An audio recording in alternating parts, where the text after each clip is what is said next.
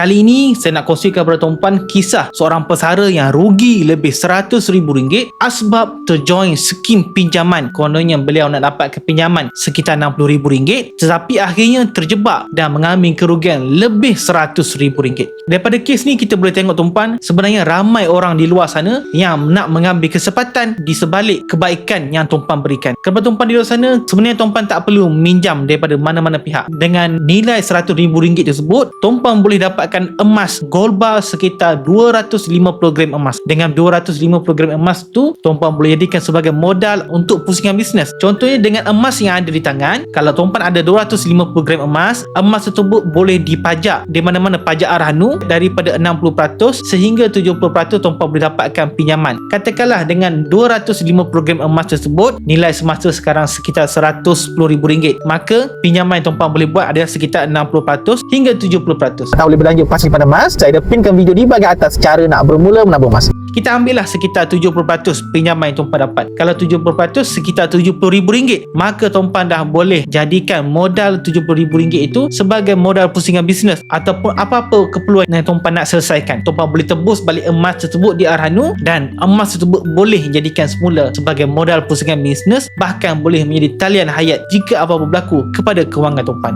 Jadi nak tak nak, tuan-puan jangan terjebak dengan apa-apa skim pelaburan ataupun skim pinjaman yang boleh merosakkan diri. Lebih baik tuan-puan bekukan simpanan ataupun tabungan tuan-puan dalam bentuk emas fizikal begini. Sekurang-kurangnya tabungan tuan-puan selamat. Bahkan kalau nak pajak dan nak jual sekalipun, tuan-puan boleh ke mana-mana kedai emas. Antara syarikat emas yang saya boleh syorkan kepada tuan-puan adalah syarikat emas Public Gold. Public Gold merupakan pengeluar dan pembekal emas terbesar di Malaysia. Tuan-puan boleh jual dan pajak emas dengan item yang besar. Public Gold boleh membeli emas tuan-puan pada bila-bila masa. Jadi tuan-puan, pilihlah syarikat yang ada nama yang besar seperti Public Gold. Sebab sekarang Public Gold dah ada lebih 1.6 juta rakyat kita menabung emas bersama Public Gold.